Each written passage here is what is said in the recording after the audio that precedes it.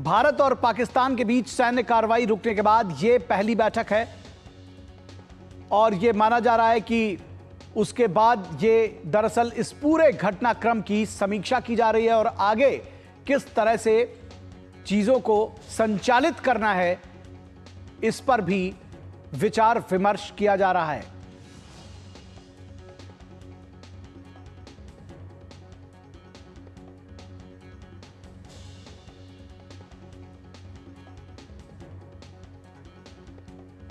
तो प्रधानमंत्री आवास पर यह सैन्य कार्रवाई रुकने के बाद पीएम की हाई लेवल बैठक है, पहली बैठक है सैन्य कार्रवाई रुकने के बाद और भारत और पाकिस्तान के बीच सैन्य कार्रवाई रुकने की बड़ी खबर इस शाम की सबसे बड़ी खबर बनी है। और उसके बाद यह पहली हाई लेवल मीटिंग प्रधानमंत्री आवास पर, जिसमें प्रधानमंत्री नरेंद्र मोदी इस बैठक की अध्यक्षता कर रहे हैं और इस बैठक में दो प्रमुख मंत्री आप साफ तौर पर देख सकते हैं, रक्षा मंत्री राजनाथ सिंह, विदेश मंत्री डॉक्टर एस जयशंकर और साथ ही साथ राष्ट्रीय सुरक्षा सलाहकार एनएसए अजीत डोवाल, वो भी इस बैठक में मौजूद हैं। तीनों सेनाओं के प्रमुख मौजूद हैं और जो इस वक्त की बड़ी खबर है वो हम आपको उसकी तस्वीरें आपके साथ साझा कर रहे हैं। इस वक्त विचार विमर्श, बेहद महत्वपूर्ण बैठक और सैन्य कार्रवाई रुकने के बाद एक तरह से कहा जाए तो पिछले विवरण की समीक्षा और आगे की जो कार्रवाई है उस पर विचार विमर्श संभवतः इस बैठक में हो रहा है।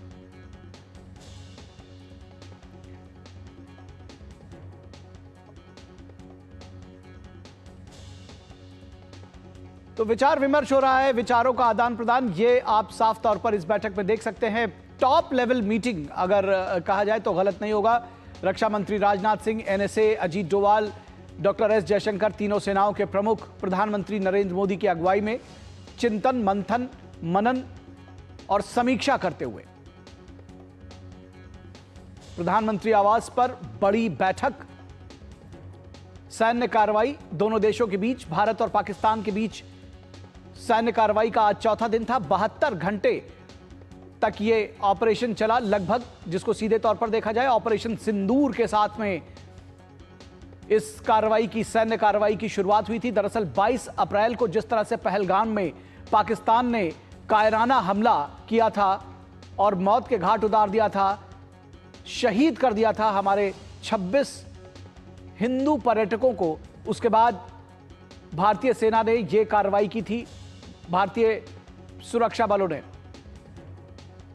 बलों ने यह सैन्य कार्रवाई की थी और उसके बाद ऑपरेशन सिंदूर के तहत 7 मई की रात, यह कहा जाए 6 और 7 मई की रात में 9 जगहों पर ऑपरेशंस किए थे और आज यह क्लियर हो गया कि उसमें खूंखार आतंकवादी मारे गए। 5 आतंकवादियों के, बड़े आतंकवादियों के नाम भी आए। इस पूरी बैठक पर और इस पूरी खबर पर बातचीत करने के लिए हमारे साथ हमारे संवाददाता सुधाकर दास मौजूद है। सुधाकर, इस बैठक के विषय में जो कुछ भी जानकारी आपके पास हो वो हमारे दर्शकों के साथ साझा करें। देखिए, एक बड़ी खबर और भारत ने जो एक अप्रत्याशित कार्रवाई की, आतंक को एक तरह से नेस्तनाबूद करने के लिए, आतंक पर प्रहार करने के लिए, और उसके बाद मजबूर होकर जिस तरह से पाकिस्तान को घुटने टेकने पड़े, पाकिस्तान ने भारत से रिक्वेस्ट किया इस पूरा जो कार्रवाई चल रही है उसको रोकने के लिए, और उसके बाद हमने देखा कि किस तरह से जो मिलिट्री एक्शन रुका है और उसके बाद ये बड़ी बैठक हो रही है। निखिल, मुझे लगता है कि इस बैठक में एक पूरी ब्रीफिंग भारतीय सैन्य बलों की तरफ से, क्योंकि हम तीनों सर्विसेज चीफ को देख सकते हैं, इसके अलावा रक्षा मंत्री, विदेश मंत्री, राष्ट्रीय सुरक्षा सलाहकार मौजूद हैं और एक पूरी ब्रीफिंग, डीब्रीफिंग इस बैठक में बीते कुछ दिनों में जो कुछ हुआ है, भारत ने किस तरह के लक्ष्य तय किए हुए थे इस आतंक के इंफ्रास्ट्रक्चर पर प्रहार के लिए, और उसमें क्या कुछ हासिल हुआ है और किस तरह से अब आगे, क्योंकि देखिए जो पाकिस्तान के रिक्वेस्ट पर फिलहाल ये कार्रवाई रुकी है, लेकिन भारत ने बिल्कुल साफ कर दिया है कि अगर अगला आगे कभी कोई एक्ट ऑफ टेरर हुआ तो उसको एक एक्ट ऑफ वॉर समझा जाएगा। तो जरूर मुझे लगता है कि पीएम मोदी का ये निर्देश होगा कि कार्रवाइयां रुकी जरूर है, लेकिन हमें अभी सावधानी सतर्कता बरतनी है। लेकिन एक भारत की एक बड़ी जीत, आतंक के मोर्चे पर एक बड़ी जीत के तौर पर हम देख सकते हैं। और एक कॉन्फिडेंट प्राइम मिनिस्टर एक भारत को आश्वस्त करते हुए कि उनके नेतृत्व में जिस तरह से एक प्रभावी एक रिजॉल्व के साथ, एक रिजिलियंस के साथ भारत एक अपने आप को भारत ने जो असर्ट किया है वैश्विक मंच पर आतंक के खिलाफ, वो शायद ही अतीत में कभी हुआ है। निखिल जी, निश्चित तौर पर। और इस बैठक पे निश्चित तौर पर जैसा कि आपने कहा कि उसके बाद की समीक्षा, उसके बाद की कार्रवाई और ब्रीफिंग भी दी जा रही होगी प्रधानमंत्री नरेंद्र मोदी को इस पूरी सैन्य कार्रवाई से जुड़ी हुई। और सैन्य कार्रवाई रुकने के बाद ये पहली बैठक है। ऐसे में आगे का कोर्स ऑफ एक्शन ये सभी समझना चाहते हैं, जानना चाहते हैं कि किस तरह से अब चीजें आगे बढ़ेंगी। क्या कुछ लग रहा है आपको, क्या कुछ जानकारी है? देखिए, एक तो विदेश मंत्रालय की तरफ से अनाउंस किया गया है, जो डीजीएमओ के बीच जो बातचीत हुई थी दोनों देशों की, ये पाकिस्तान के रिक्वेस्ट पर हुई थी और पाकिस्तान की तरफ से ये आग्रह किया गया था। और उसके बाद ये 5 बजे से जो फायरिंग रोकने की या जो मिलिट्री की कार्रवाई जो जल थल में रोकने की, उस रिक्वेस्ट पर भारत ने उस आग्रह पे पर जो उसको रोका है। हम जानते हैं कि उससे पहले जो ब्रीफिंग हुई, किस तरह से जानकारी दी गई कि पूरे पाकिस्तान में किस तरह से खलबली मची हुई थी। बावजूद इसके उनका प्रयास जो था भारत के लेह से लेकर भुज तक जिस तरह से उन्होंने कोशिशें की, लेकिन उनकी एक भी कोशिश सफल नहीं हो पाई। उल्टे उनका पूरा एयर डिफेंस सिस्टम नेस्ता नाबूद हो गया, वल्नरेबल हो गया। उनके जो एयरफील्ड थे, जो उनके एयर इंस्टॉलेशन थे, मिलिट्री इंस्टॉलेशन थे, उनको कितना बड़ा नुकसान पहुंचा।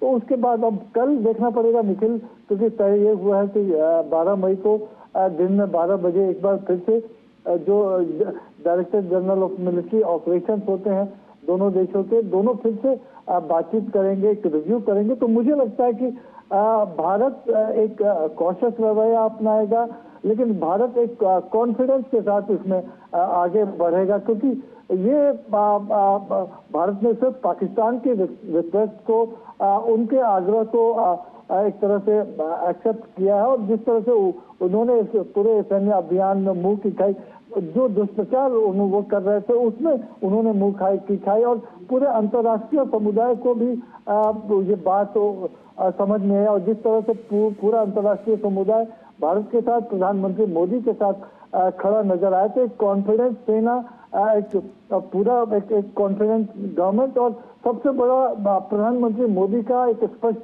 नेतृत्व पूरे इस अभियान के दौरान। 22 तारीख को आप देखिए, जो 22 अप्रैल को जो घटना हुई थी, और उसके बाद से अब तक की जो पूरी आप स्थिति को अगर जरा पास में जाके देखेंगे, तो एक मजबूत भारत, सशक्त भारत, सामर्थ्यवान भारत, इच्छा शक्ति से भरा हुआ भारत आपको दिख रहा होगा। लेकिन मुझे लगता है कि अब इससे आगे निकल, संक्षेप में कहूंगा कि एक कॉशियस अप्रोच के साथ, और जो भारत ने कहा है कि एक्ट ऑफ टेरर को एक्ट ऑफ वॉर माना जाएगा, तो उस प्रधानमंत्री मोदी के उस निर्देश पर आगे बढ़ते हुए सुरक्षा एजेंसियां काम करेंगी। जी जी जी जी सुधाकर, बहुत महत्वपूर्ण जानकारी आपने हमारे साथ साझा की। बहुत शुक्रिया इस तमाम बातचीत और जानकारी के लिए। तो इस वक्त की सबसे बड़ी खबर कि प्रधानमंत्री नरेंद्र मोदी के आवास पर सैन्य कार्रवाई दोनों देशों के बीच रुकने के बाद एक बेहद महत्वपूर्ण हाई लेवल बैठक, जिसमें रक्षा मंत्री राजनाथ सिंह और विदेश मंत्री doctor S Jaishankar, NSA Ajit Doval, तीनों सेनाओं के प्रमुख ये मौजूद थे। प्रधानमंत्री की अध्यक्षता में ये बैठक हुई है और उसमें तमाम बातों पर विचार विमर्श किया गया है। नमस्कार, मैं हूं निखिल सिंह, न्यूज नाइट में आप सभी का स्वागत है।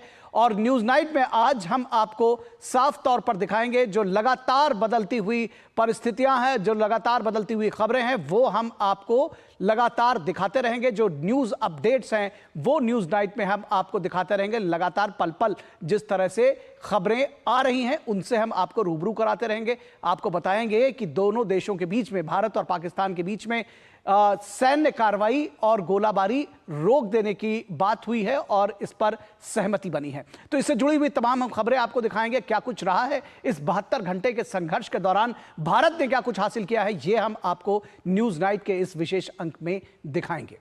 तो संघर्ष विराम की जो बात करते हैं, दोनों देशों के बीच सैन्य कार्रवाई और गोलाबारी रोकने पर सहमति बनी है। दोनों देशों के बीच सीधी बातचीत के बाद यह फैसला लिया गया है। एक दूसरे के खिलाफ गोलाबारी और सैन्य कार्रवाई पर रोक को लेकर पाकिस्तान और भारत के DGMO यानी डायरेक्टर जनरल मिलिट्री ऑपरेशंस के बीच फोन पर बातचीत हुई। पाकिस्तान की तरफ से इस बात की पेशकश की गई, जिसे लेकर विदेश सचिव विक्रम मिस्री ने जानकारी भी दी है। सबसे पहले हम आपको सुनाते हैं कि विक्रम मिस्री क्या कुछ कहा उन्होंने।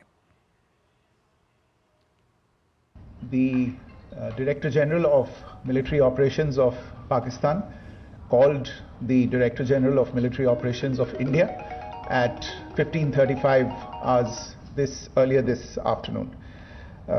It was agreed between them that both sides would stop all firing and military action on land and in the air and sea with effect from 1700 hours Indian Standard Time today.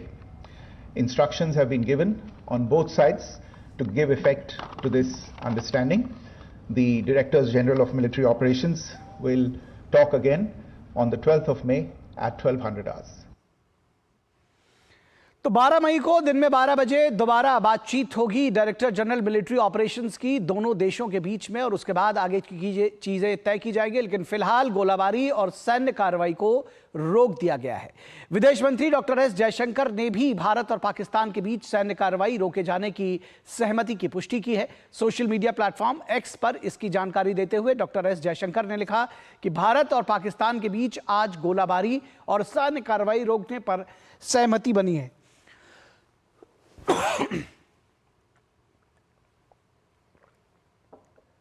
उन्होंने लिखा कि भारत ने सभी रूपों और अभिव्यक्तियों में आतंकवाद के खिलाफ लगातार दृढ़ और अडिग रुख बनाए रखा है और भारत ऐसा करना जारी रखेगा। तो जो सेकंड पार्ट है स्टेटमेंट का, वो भी बेहद महत्वपूर्ण है। लिखा विदेश मंत्री ने कि भारत ने सभी रूपों में आतंक के खिलाफ अपनी कार्रवाई जारी रखने का अपना संकल्प रखा है और ये रुख जो भारत का है आतंक के खिलाफ वो जारी रहेगा। भारत और पाकिस्तान के बीच सैन्य कार्रवाई रोकने पर हुई सहमति पर कमोडोर रघु आर नायर ने कहा कि समुद्र, हवा और जमीन पर सभी सैन्य गतिविधियों को रोकने के लिए सहमति बन गई है। भारतीय सेना, भारतीय नौसेना और भारतीय वायु सेनाओं को इस सहमति का पालन करने का निर्देश दिया गया है। There's an understanding that has been reached to stop all military activities at sea, on the air and on the land. And the Indian Navy, Indian Army and the Indian Air Force have been instructed to adhere to this understanding. Since the tragic events at Pahalgam, you're aware that our responses have been measured and very responsible. Details of these have been shared with you over the past few days through our various press briefings. What has also happened is that there is a significant amount of misinformation that is being undertaken from the other side. And as a professional military organization, we thought it is also our duty to dispel those misinformation aspects, as also state the facts of the case as they stand. और commander Raghu are नायक ने कहा कि मातृभूमि की संप्रभुता और अखंडता की रक्षा के लिए हमारी सेनाएं पूरी तरह से तैयार, सतर्क और प्रतिबद्ध हैं। उन्होंने कहा कि पाकिस्तान के हर दुस्साहस का जवाब पूरी ताकत से दिया गया है। The Indian Army, the Indian Navy and the Indian Air Force, we remain fully prepared and ever vigilant and committed to defending the sovereignty and integrity of the motherland. Every misadventure by Pakistan has been met with strength, and every future escalation will invite a decisive response. We remain fully operationally ready to launch whatever operations may be required in defense of the nation. और press वार्ता को संबोधित करते हुए colonel Sophia Qureshi ने साफ कहा कि भारत ने पाकिस्तान में किसी भी धार्मिक स्थल को नुकसान नहीं पहुंचाया है। उन्होंने पाकिस्तानी सेना के झूठे प्रोपेगेंडा का पर्दाफाश करते हुए कहा कि S-400 को नुकसान पहुंचाने की खबर झूठी है। उन्होंने बताया कि सेना की कार्रवाई में पाकिस्तान के 6 एयरबेस को भारी नुकसान पहुंचा है। इंडियन आर्म्ड फोर्सेस ने पाकिस्तान को बहुत भारी नुकसान पहुंचाया, उनके मिलिट्री इंफ्रास्ट्रक्चर्स को, चाहे वो लैंड एसेट्स हो या फिर उनके एयर एसेट्स। यही नहीं, इंडियन आर्म्ड फोर्सेस ने पाकिस्तान की एयरफील्ड्स स्कर्दू, जकोबाबाद, सरगोदा और बुलारी को बहुत नुकसान पहुंचाया। पाकिस्तान के air defence system, radar system, उनको भी एयर स्पेस में अनटेनेबल किया। लाइन ऑफ कंट्रोल के पास पाकिस्तान के command and control logistic installations और उनके मिलिट्री इंफ्रास्ट्रक्चर्स, मिलिट्री पर्सनल्स का इतना भारी नुकसान हुआ कि पाकिस्तान की ऑफेंसिव व डिफेंसिव कैपेबिलिटी को नष्ट कर दिया गया। इंडियन आर्म फोर्सेस पूरी तरह से तैयार है, सतर्क है और भारत की संप्रभुता और अखंडता की रक्षा के लिए पूरी तरह से कमिटेड है। और विंग कमांडर व्योमिका सिंह ने कहा कि भारतीय सशस्त्र बलों द्वारा किसी भी धार्मिक स्थल को निशाना नहीं बनाया गया और हमारा लक्ष्य भारत विरोधी गतिविधियों के लिए इस्तेमाल किए जा रहे आतंकवादी ठिकानों पर लक्षित था। India is a secular nation and the Indian Armed Forces are a reflection of our constitutional values. We hold every place of worship of all faiths in the highest regard. Our operations have been aimed exclusively at terrorist camps and facilities being used for anti-India activities. No religious sites, I repeat, no religious sites have been targeted by the Indian Armed Forces. और आज हमारा news night विशेष का वक्त आ गया है। हम इस पूरी खबर पर चर्चा करेंगे। आज का हमारा न्यूज़ नाइट विशेष यही है, भारत पाक के बीच रुकी सैन्य कार्रवाई। भारत पाक के बीच रुकी सैन्य कार्रवाई हमारी विशेष चर्चा का विषय है और हम इस पर विस्तार से चर्चा करेंगे अपने खास मेहमानों के साथ। भारत पाक के बीच रुकी सैन्य कार्रवाई हमारी विशेष चर्चा का विषय है और इस पूरी खबर पर बातचीत करने के लिए हमारे साथ खास मेहमान जुड़े हुए हैं। हमारे साथ Tilak Devasher, former member, national security advisory board, जुड़े हुए हैं। तिलक देवेशर जी, बहुत स्वागत है आपका। Major general Asim Kohli, retired, हमारे साथ जुड़े हुए हैं डिफेंस एक्सपर्ट के तौर पर। जनरल आसिम कोहली, बहुत स्वागत है आपका। और हमारे साथ नितिन ए गोखले, जो कि डिफेंस एंड स्ट्रेटेजिक एक्सपर्ट हैं, वो भी जुड़े हुए हैं। नितिन जी, बहुत स्वागत है आपका हमारे साथ इस पूरी चर्चा में। और जनरल आसिम कोहली, अगर हम आपके साथ इस चर्चा की शुरुआत करना चाहें और समझना चाहें, जो गोलाबारी और सैन्य कार्रवाई रुकी है अब तक और जो 72 घंटे में जो कुछ भी हुआ, कैसे आकलन करेंगे इसका? और ये भी समझना चाहेंगे, क्योंकि बार बार ये बात कही जा रही है, क्या हमने अपने टारगेट्स अचीव कर लिए थे? पहली बात तो मैं ये बोलूँगा कि सीज़फायर एक अच्छा एक कदम है जो इस पूरे ऑपरेशन सिंदूर के अंदर आया है।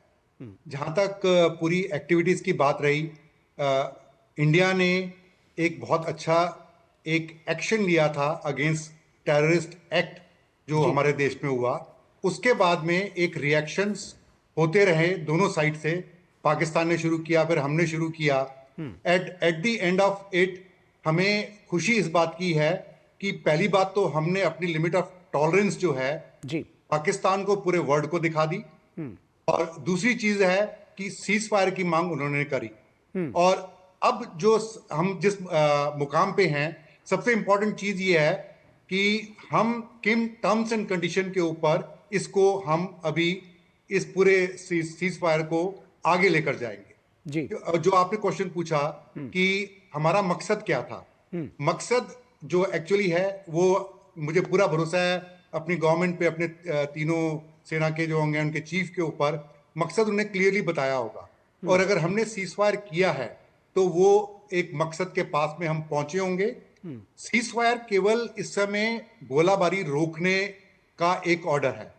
हमारा एंड रेजोल्यूशन के बारे में जो एग्जैक्ट टर्म्स एंड कंडीशन आएंगी वो 12 तारीख को जो हमारी एक वार्ता होगी उसमें हमको मालूम चलेगा, और कुछ भी कमेंट उसके बारे में उसके बाद ही हम कर सकते हैं। जी दो दरअसल जानकारियां इस बीच में हम सब के बीच में आई है। एक तो ये कि 5 खूंखार आतंकवादी जिनका कांधार प्लेन हाईजैक से लेकर के मुंबई अटैक्स तक में जो शामिल थे, उनको न्यूट्रलाइज किया गया इस 7 तारीख के हमले में, वो मार दिए गए। तो ये एक तो ये टारगेट अचीव की जब हम बात करते हैं तो एक तो ये बात जहन में आती है, और दूसरी बात आज एक बार फिर से भारत सरकार की तरफ से ये बात दोहराई गई और उसको एक स्टेप फर्दर कि अगर भारत के खिलाफ आतंक का प्रयोग करते हैं और आतंकी हमला होता है तो उसको एक्ट ऑफ वॉर समझा जाएगा। तो ये अपने आप में बड़ा कदम जिसको कहना चाहिए। तिलक देवेश्वर साहब, आप कैसे देखते हैं इस चीज को कि ये जो एक्ट ऑफ वॉर घोषित किया जाएगा अगर आतंकी हमला कोई भी हुआ, तो सीज फायर होना ये एक स्टेप है।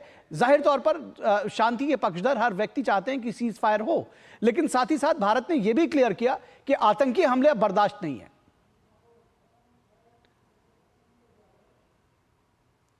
आप एक बार अपना म्यूट चेक कर लें, आपकी आवाज हम तक नहीं आ रही है। सॉरी, माफी चाहता हूँ जी।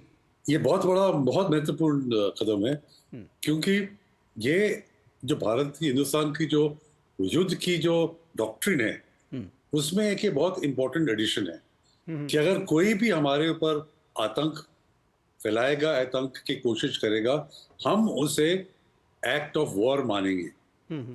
तो ये एक चेतावनी है, पाकिस्तान हो या कोई और भी हो, कि अगर उसने इस तरह की गतिविधि फिर की तो उसको ये मान के चलना पड़ेगा कि it is a declaration of war. जी। तो एक तो ये बहुत जरूरी है। दूसरा जो आपने पिछले प्रश्न किया था अबाउट स्टॉपेज ऑफ हॉस्टिलिटीज, कि अभी तो सिर्फ स्टॉपेज ऑफ हॉस्टिलिटीज का मतलब हमारी बंदूकें अभी तक उन पे तैनात हैं, सिर्फ फिंगर ट्रिगर से निकला है। जो 12 तारीख को जो मीटिंग होगी उसमें टर्म्स एंड कंडीशंस डिटरमिन की जाएंगी, और जहां तक मैं समझता हूं हमारा भारत का मकसद था वो प्रधानमंत्री ने मधुबनी में बिल्कुल साफ कर दिया था, स्पष्ट कर दिया था कि जो भी आतंकवादियों ने पहलगाम का जो वाकया किया था, हम उसको एंड ऑफ द अर्थ पर परस्यू करेंगे और उनको जस्टिस दिलवाएंगे, और उनके बैकर्स को भी। तो मुझे लगता है कहीं ना कहीं ये जो हमारा ऑब्जेक्टिव था, और जो प्रधानमंत्री ने कहा था कि अनइमेजिनेबल पनिशमेंट, कि जो तस्वुर भी नहीं वो कर सकते, वो उस तरह की पनिशमेंट मिलेगी। तो मुझे लगता है ये सब चीजें मिला के जब फाइनल अग्रीमेंट होगा सीज फायर का, कि सीज फायर में क्या क्या चीजें होंगी, तो वो ये 12 तारीख को पता चलेगा। तो तब तक मैं आपके प्रीवियस स्पीकर से सहमत हूँ कि जब तक पूरी कंडीशन हमें ना मालूम हो, इस वक्त कहना सही है गलत है क्या किस तरह का एनालिसिस करें, थोड़ा हमें 2 दिन के लिए रुकना पड़ेगा। जी, निश्चित तौर पर 2 दिन के लिए रुकना पड़ेगा, लेकिन फिलहाल कुछ फैक्ट्स हैं जो सामने हैं। मसलन 3:35 पर अभी आपने जो बाइट्स हमने चलाई हैं, 3:35 पर पाकिस्तानी DGMO ने कॉल किया। जाहिर तौर पर पाकिस्तान की ओर से ये पेशकश की गई, ये गुजारिश की गई सीज फायर की या गोलीबारी रोकने के लिए, मिलिट्री ऑपरेशंस रोकने के लिए। नितिन गोखले जी, एक चीज़ आपने देखा कि ये पूरे इस प्रकरण में पाकिस्तान ने एक चीज़ जो करता रहा वो रहा कि दुष्प्रचार, प्रोपेगेंडा, फेक न्यूज़, इसको भी ये आज के समय में जिसको कहना चाहिए मॉडर्न वॉरफेयर का एक हिस्सा सा लगा पाकिस्तान की तरफ से, जिस तरह पूरे समय दुष्प्रचार करता रहे, और हमारी तरफ से बार बार जो फेक न्यूज़ थे उसको भी काउंटर किया जाता रहा, हम बताते रहे कि इसमें ये फेक न्यूज़ है। कैसे देखते हैं कि ये दरअसल शायद जैसे हाथ में आपके पास कुछ ना हो तो चलो फेक न्यूज़ फैलाते हैं, कुछ इस तरह की स्ट्रेटजी नजर आई आपको? देखिए, इस पर मैं जरूर आऊंगा, पर आपने कहा कि पॉलिटिकल ऑब्जेक्टिव क्या था भारत के इस ऑपरेशन सिंदूर का। 2 चीजें मैं सिर्फ अधोरेखित करना चाहता हूं यहाँ पे, कि भारत ने इसमें दिखा दिया कि पाकिस्तान की जो सिक्योरिटी है या उनका जो एयर डिफेंस है वो बिल्कुल खोखला है। उसको भारत जब चाहे जहां चाहे मार कर सकता है और लोगों को वहां पे निशाना बना सकता है। उनके एयरफील्ड्स पे हमला करके उनकी औकात और उनकी ताकत दिखा दी कि कितनी कम है, और उनके पास दूसरा कोई चारा नहीं था सीज फायर को मानने के अलावा, ऐसा मुझे लगता है। और भारत की जो जितनी भी सामग्री थी, युद्ध सामग्री थी, उसका बैटल टेस्टिंग हुआ है, बैटलफील्ड टेस्टिंग हुआ है। ड्रोन्स हो, काउंटर ड्रोन्स हो, जिस तरह से इसका उन्होंने परिचय दिया है अपने एफिशिएंसी का, जी, ये रियल बहुत टाइम टेस्टिंग हो बात गई, है। ठीक है जी। बिल्कुल। पर मैं आपके प्रश्न पे आता हूं अभी कि ये दुष्प्रचार या डिसइंफॉर्मेशन, मिसइंफॉर्मेशन की बात जो करते हैं, तो ये आज के युद्ध का, जंग का ये सबसे अहम हिस्सा हो चुका है,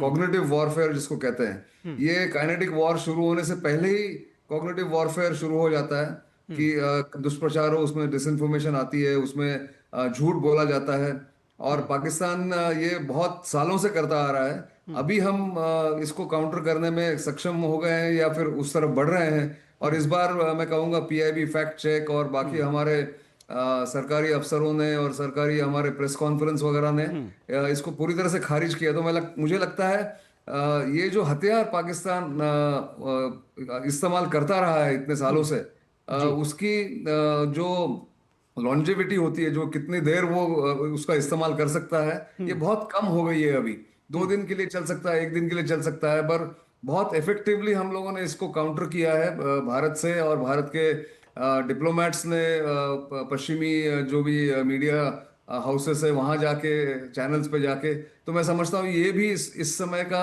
हमारा एक बड़ा पॉजिटिव गेन भारत के लिए माना जाएगा कि डिसइंफॉर्मेशन, मिसइंफॉर्मेशन को किस तरह से काउंटर किया गया।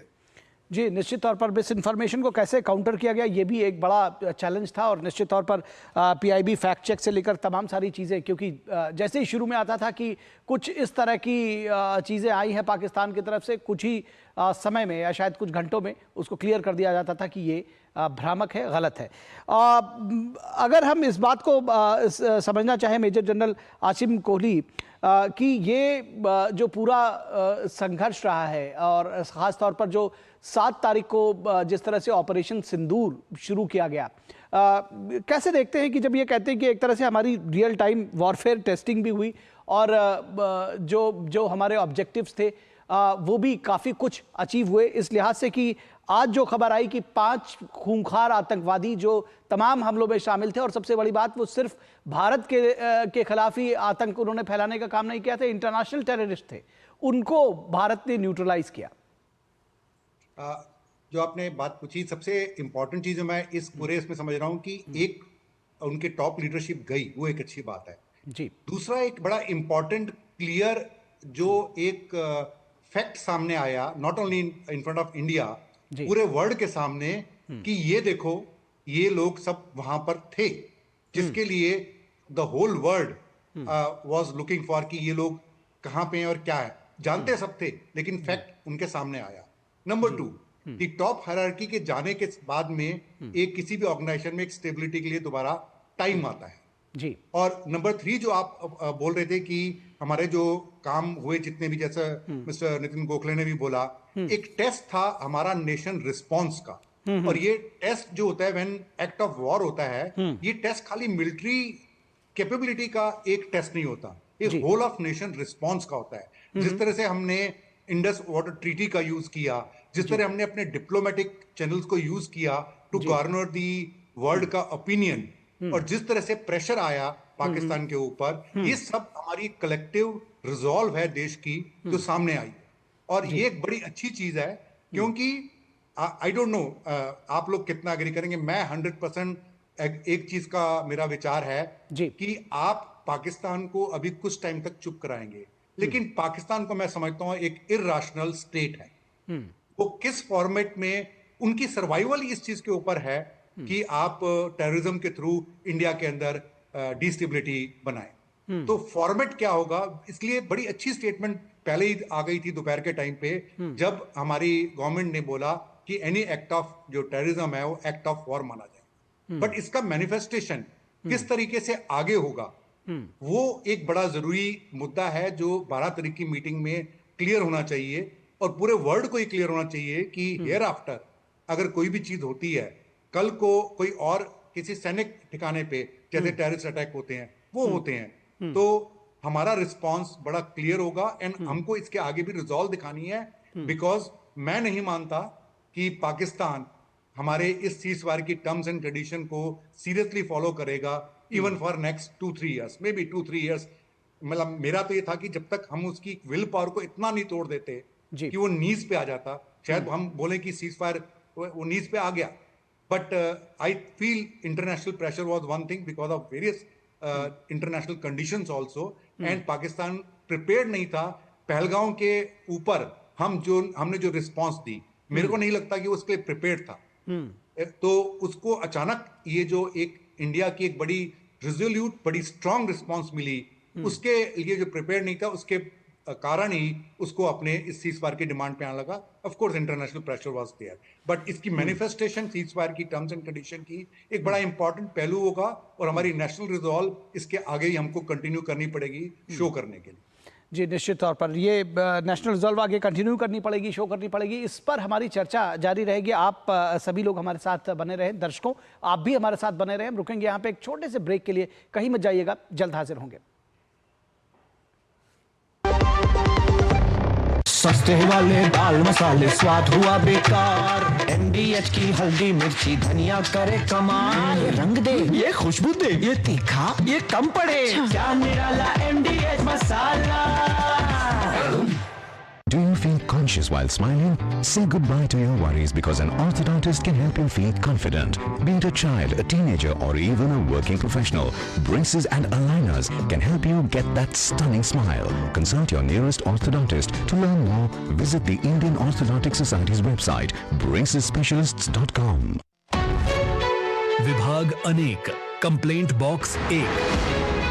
किसी भी सरकारी दफ्तर, विभाग या बैंक से जुड़ी शिकायत के लिए pgportal.gov.in पर जाएं, रजिस्टर करें, संबंधित विभाग चुनें, शिकायत दर्ज करें और ट्रैकिंग आईडी नोट करें। SMS या ईमेल पर एक्नॉलेजमेंट पाएं और शिकायत का जवाब सीधे मंत्रालय से प्राप्त करें। अब तक 1 करोड़ 12 लाख से अधिक भारतीयों ने भरोसा जताया। CP ग्राम्स, आपकी हर शिकायत का हल। अभी शिकायत दर्ज करें pgportal.gov.in। जो लक्ष्य चुना था समझ आने लगा है। GLA यूनिवर्सिटी, उच्च लक्ष्य की निश्चित प्राप्ति। मेरी पसंद, मेरी पसंद, मेरी पसंद, मेरी पसंद, हमारी पसंद, हम सबकी पसंद। मजबूत देश का मजबूत सरिया हो गया steel. Do you feel conscious while smiling? Say goodbye to your worries because an orthodontist can help you feel confident. Be it a child, a teenager, or even a working professional, braces and aligners can help you get that stunning smile. Consult your nearest orthodontist. To learn more, visit the Indian Orthodontic Society's website, bracesspecialists.com. दादी के हाथों का जादू और खुशबू से महकता घर। MDH गरम मसाला, असली मसालों से भरा हूँ मैं, क्योंकि हर रिश्ता है स्वाद से जुड़ा।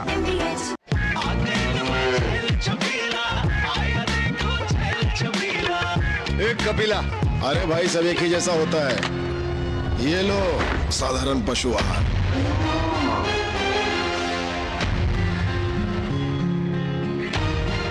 इस देश की हर माँ, बच्चे, बूढ़े, जवान, खिलाड़ी, डॉक्टर, इंजीनियर, सबको गाय भैंस की दूध की शक्ति पर भरोसा है। पर जब इन पशुओं को कपिला पशु आहार मिलेगा, तभी तो दूध सिर्फ ज्यादा ही नहीं, शक्ति से भरपूर भी होगा। और ये सच जानते हुए चंद पैसों के लिए तुम देश का भरोसा तोड़ दो। कपिला पशु आहार, देश का नंबर 1 पशु आहार।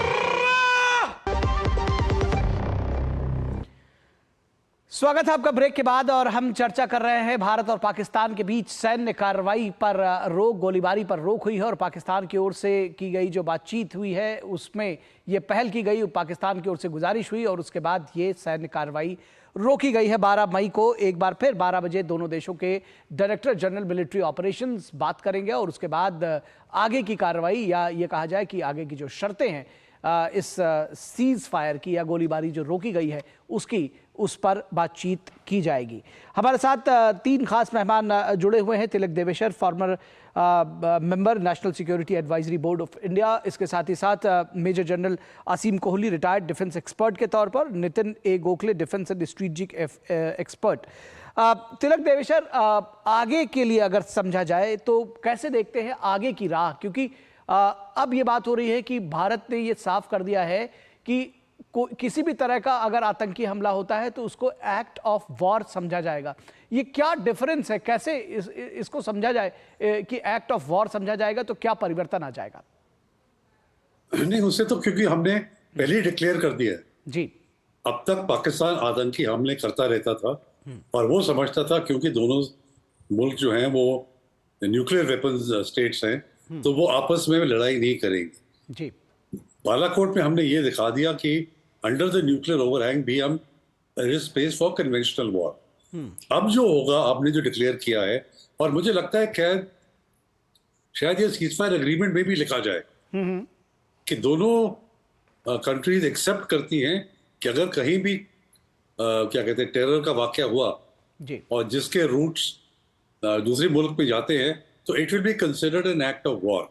दैट मीन्स आपको कोई डिक्लेरेशन और या किसी और ये चेतावनी ऑलरेडी कांस्टेंट रहेगी इसके बाद कि अगर आप कुछ भी आतंकी हमला करते हैं, कश्मीर में हो या हिंदुस्तान के किसी और हिस्से में हो, स्ट्रेट अवे हिंदुस्तान आप पे अटैक करने के लिए will be empowered, would be entitled to attack as an act of war. I think ये बहुत ही महत्वपूर्ण चीज है, और अगर ये सीजफायर एग्रीमेंट में कंडीशन इसकी बनती है ऐसे जी, तो ये बहुत ही महत्वपूर्ण डेवलपमेंट होगी इस खित्ते में टेररिज्म को बंद करने के लिए। और एक और चीज मैं कहना चाहूंगा कि जो पाकिस्तान ने सुबह फोन करके बोला सीजफायर के बारे में, मुझे लगता है उनका बहुत नुकसान हुआ है जी, स्पेशली पिछले एक दिन में जो जितने उनके एयरफील्ड्स को डैमेज पहुंची है और उनकी जो बाकी ड्रोन साइट्स पे इतनी उनकी क्या कहते हैं नुकसान उनका पहुंचा है, उसने पाकिस्तान को कन्विंस कर लिया कि सीजफायर, स्टॉपेज ऑफ हॉस्टिलिटीज ही आगे चलकर हम कुछ रिकूप कर सकते हैं, नहीं तो हम नहीं कर पाएंगे जी। उसको कीमत समझ में आ गई आपको, आप शायद ये बताना चाह रहे हैं कि ये समझ में आ गया कि इससे आगे इसको ले जाना जो है कितना नुकसानदायक और कितना मुश्किल हो सकता है। बिल्कुल जी। नितिन गोखले साहब, अगर हम जब बात करते हैं कि दोनों देशों के बीच में ये ज़रूर एक गोलाबारी रुकी है, लेकिन इस दौरान जब भी ये संघर्ष हुआ या ये कहा जाए कि जो पहलगाम का जो हमला हुआ कायराना, उसके बाद से पाकिस्तान की जो असलियत थी वो दुनिया के सामने लाने के लिए जो हमारी जो विदेश नीति रही है, जो हमारे वो जो सारे ऑपरेशंस रहे हैं वो भी पैरेलल चले हैं अगर कहा जाए, और ये भी साथ साथ हमने पूरी दुनिया के सामने उनको दिखाया, एक तरह से पाकिस्तान को कहीं ना कहीं एक्सपोज किया। तो जो भारतीय विदेश नीति रही उसको भी पूरे नंबर देने होंगे इस दौरान। जी बिल्कुल, विदेश नीति नहीं, मैं तो समझता हूँ जो राष्ट्रीय सुरक्षा नीति है जी, उसका भी यहाँ पे एक उदाहरण आपको मिला कि किस तरह से सबने एकजुट होकर कोऑर्डिनेट करके जिस तरह से ये ऑपरेशन सिंदूर सिर्फ इनका नहीं था, क्या कहते हैं, सिर्फ विदेश मंत्रालय का या डिफेंस मंत्रालय का, मतलब एमओडी का नहीं था, रक्षा मंत्रालय का नहीं था, पर पूरे राष्ट्र की एक एकजुटता थी, और राष्ट्र की ये एक राष्ट्र ने दिखा दिया कि किस तरह से शत्रु के खिलाफ एकजुट हो सकते हैं और आगे क्या कर सकते हैं। जी जी जी, निश्चित तौर पर क्या कर सकते हैं ये दिखा दिया राष्ट्र को। फिलहाल यहाँ रुकेंगे एक छोटे से ब्रेक के लिए। तीनों खास मेहमान हमारे साथ बने रहेंगे। दर्शकों, आप भी हमारे साथ जुड़े रहिए। ब्रेक के बाद भी ये चर्चा हमारी जारी रहेगी। रुकेंगे एक ब्रेक के लिए।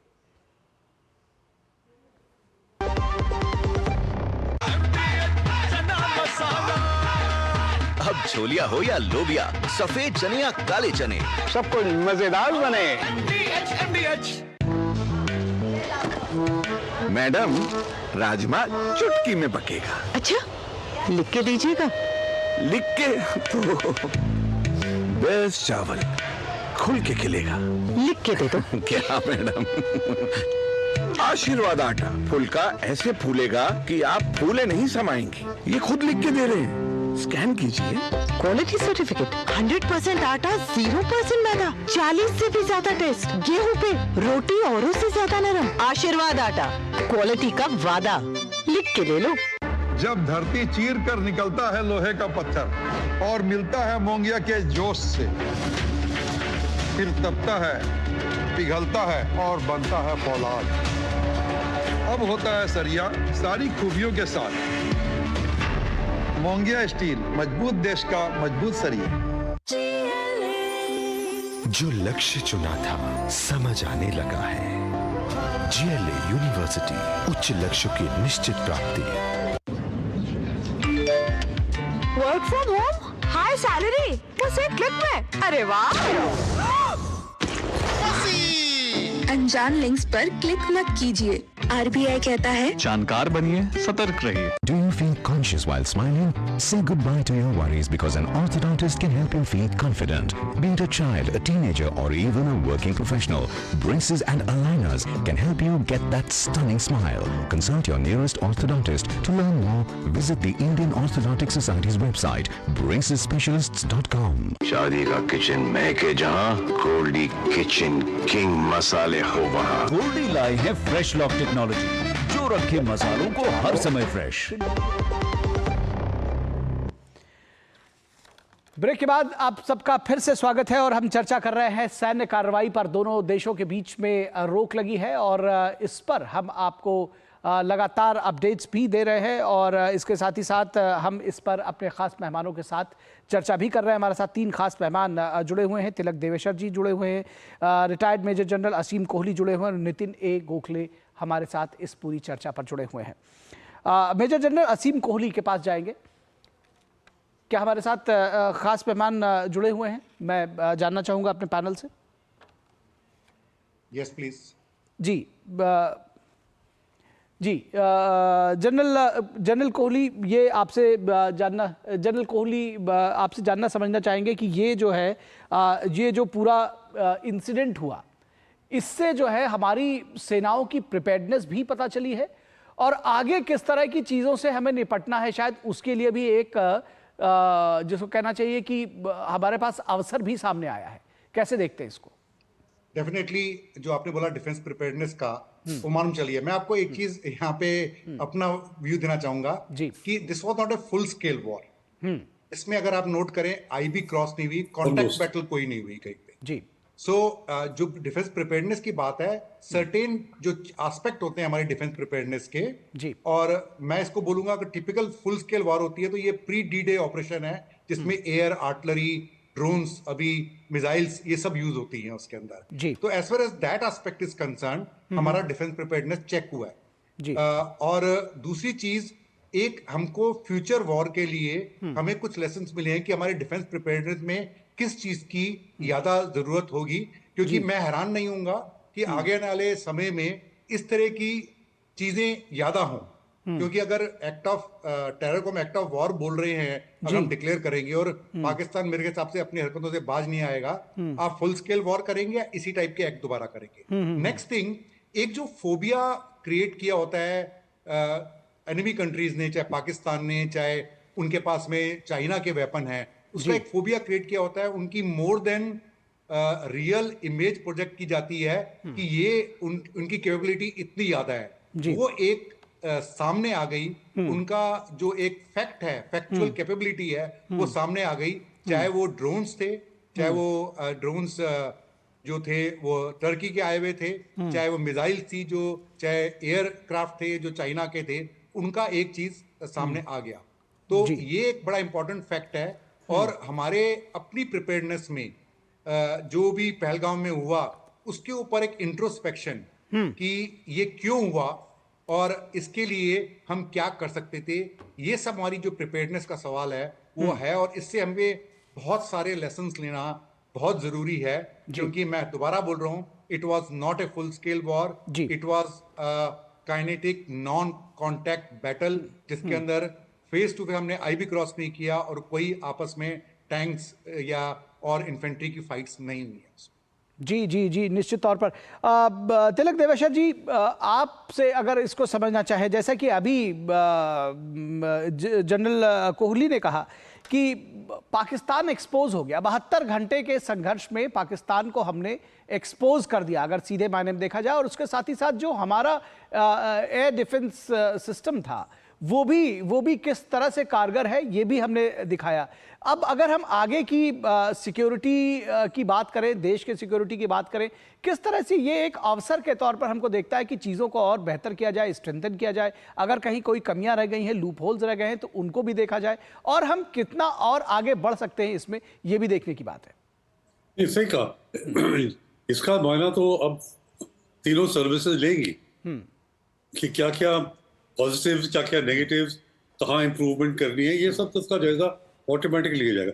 मैं एक चीज आपसे जिक्र करना चाहूंगा कि जैसे हम करेंगे जी, पाकिस्तान में जनरल आसिम मुनीर की पोजीशन अब बड़ी कमजोर होने वाली है, क्योंकि पहले तो उनके डीजीएमओ ने फोन करके सीज फायर की पेशकश की जी, और जितना नुकसान हुआ है पाकिस्तान में, जितना लग रहा है हमें सोशल मीडिया और बाकी रिपोर्ट से, तो जो आसिम मुनीर और जो पाकिस्तान आर्मी का जो एक रौब होता है ना जी, इतनी देर से उसका रौब है, खास तौर पे जो चीफ है उस पर डैमेज हुआ है। एक तो पहले 3-4 साल से डैमेज हो रहा है इमरान खान की वजह से जी, और अब एक्चुअल फाइटिंग में आफ्टर ऑल जो पाकिस्तानी फौज है वो इतने पैसे बजट से ले रही है, किसके लिए? जी, वो तो कह रही है कि हिंदुस्तान के साथ लड़ने के लिए, और जब लड़ाई का वक्त आया जी, वो उतरे नहीं, वो खड़े नहीं उतरे जी। मुझे लगता है कि आसिम मुनीर की पोजीशन भी कमजोर होने वाली है। उसके बाद जो बलोच फ्रीडम फाइटर्स हैं और जो तहरीक तालिबान पाकिस्तान है वो स्ट्रेंथन हो जाएंगे। दे विल फील कि पाकिस्तान आर्मी में इतनी वीकनेसेस हैं और क्योंकि वो भारत के सामने टिक नहीं सके तो उनकी जो फ्रीडम स्ट्रगल्स हैं उनको भी एक किस्म का इंकरेजमेंट मिलेगा। तो मुझे लगता है पाकिस्तान में आगे चल के 15 दिन, 1 महीने, 2 महीने में काफी उथल पुथल होने वाली। जी जी जी, निश्चित तौर पर ये आकलन आपका बहुत अच्छा है। दरअसल समय हमारे पास कम है, अदरवाइज ये एंगल पर भी हम चर्चा करते कि इसके रिपरकशंस पाकिस्तान में क्या कुछ होंगे। आर्मी चीफ के लिए जैसा कि आपने कहा, बलूचिस्तान का जो मुद्दा है वो जो सारी बातें हैं निश्चित तौर पर उस पर असर ज़रूर पड़ेगा। फिलहाल बहुत शुक्रिया आप सभी का हमारे साथ जुड़ने के लिए। तिलक देवेश्वर जी और जनरल असीम कोहली जी, साथ ही साथ नितिन जी भी हमारे साथ जुड़े हुए थे, बहुत शुक्रिया। यहाँ रुकेंगे एक छोटे से ब्रेक के लिए, लेकिन ब्रेक के बाद जब वापस लौटेंगे तो आपको बताएंगे कि दरअसल किस तरह से जब हम कहते हैं कि टारगेट्स अचीव हुए तो कैसे टारगेट्स अचीव हुए, क्योंकि हम बार बार कह रहे हैं कि भारत का जो मकसद है वो आतंक के खिलाफ, आतंक पर प्रहार करना है। और आतंक पर प्रहार किस तरह से हमने किया, जब जो पहली स्ट्राइक हुई दरअसल 7 तारीख को ऑपरेशन सिंदूर के तहत, उसमें किस तरह से जो आतंकवादियों के जो टॉप आतंकवादी थे, जो तमाम बड़े सरगना थे, टॉप लीडरशिप थी, उसका किस तरह से भारत ने सफाया कर दिया, ये हम आपको बताएंगे ब्रेक के बाद। कहीं मत जाइएगा, जल्द हाजिर होंगे।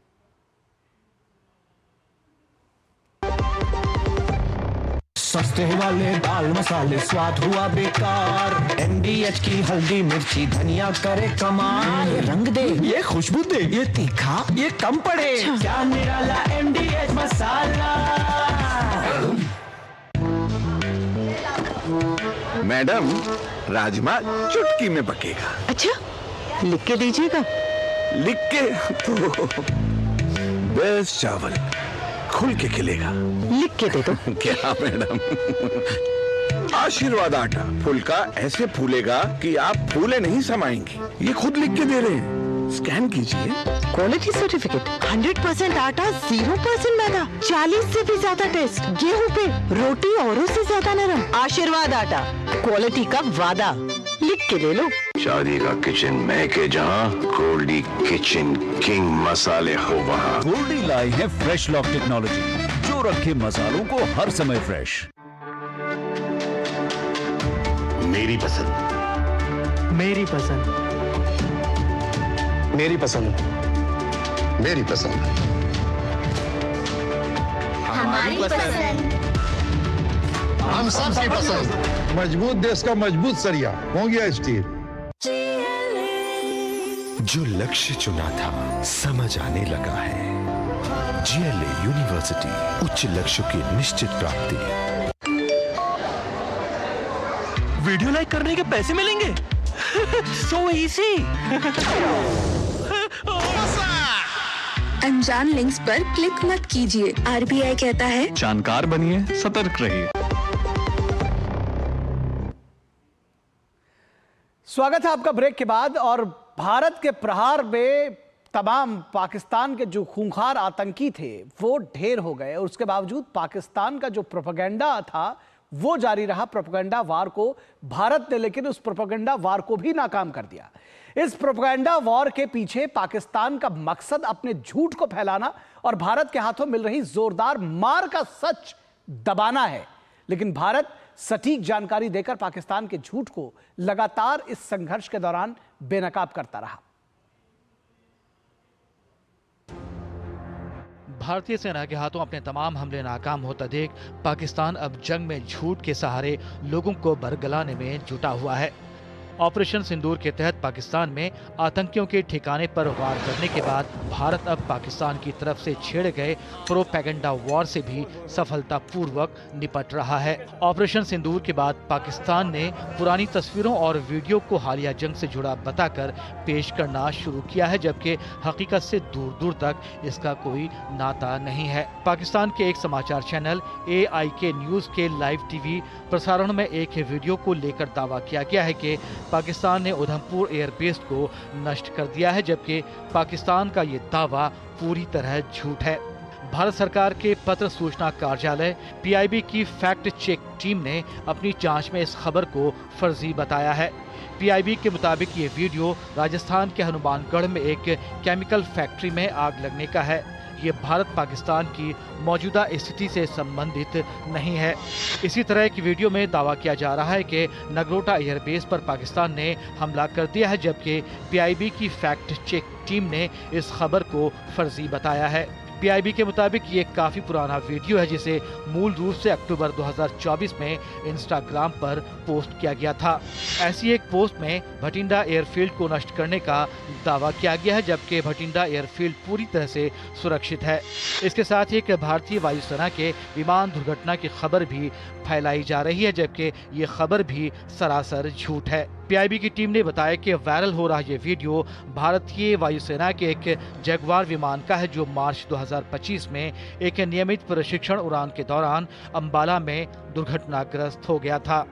इसी तरह की वीडियो को दिखाकर ये कहा जा रहा है कि एक भारतीय पायलट पाकिस्तान के कब्जे वाले कश्मीर के ऊपर लड़ाकू विमान से निकलकर कूद गया है।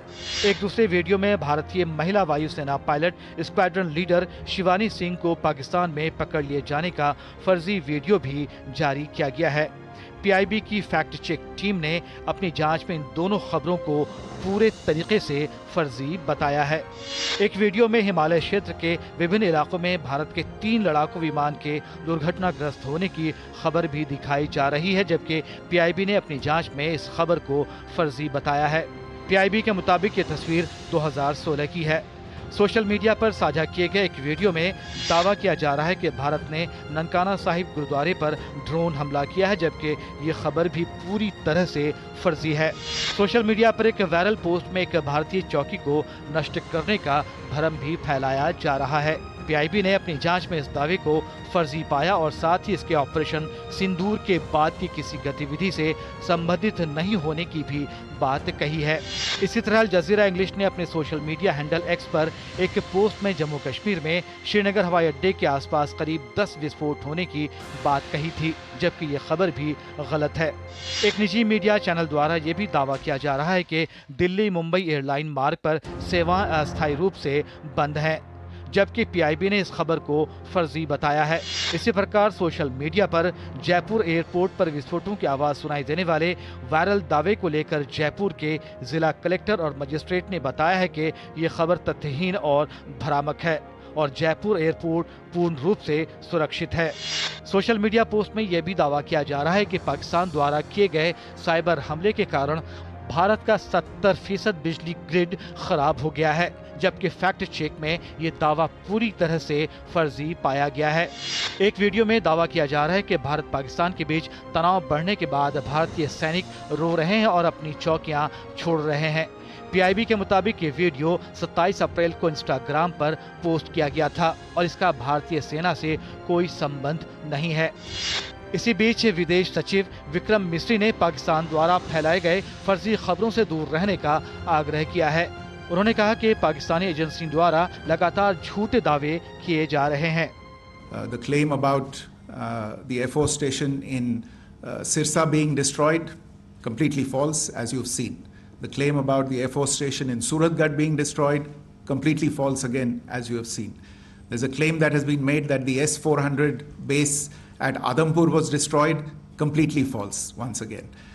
Claims have been made about large sections of Indian critical infrastructure, power systems, cyber systems, etc. being attacked and destroyed, completely false. I would urge all of you and all those who watch this not to be misled by this tissue of lies that is being peddled by the Pakistani state for obvious purposes. PIB ने भी लोगों से गलत सूचना के झांसे में न आने का मशवरा दिया है और कहा है कि किसी भी वीडियो को शेयर करने से पहले इसकी पुष्टि करें। पीआईबी के मुताबिक सांप्रदायिक विद्वेष फैलाने के लिए पाकिस्तान में ऐसे कंटेंट बनाए जा रहे हैं। इसके साथ ही पीआईबी ने लोगों से भ्रामक जानकारी से बचने और प्रामाणिक जानकारी के लिए केवल आधिकारिक स्रोतों पर भरोसा करने का आग्रह किया है। Bureau report, DD news. The news night के इस अंक में बस इतना ही। हमारी पूरी टीम को दीजिए इजाजत। नमस्कार।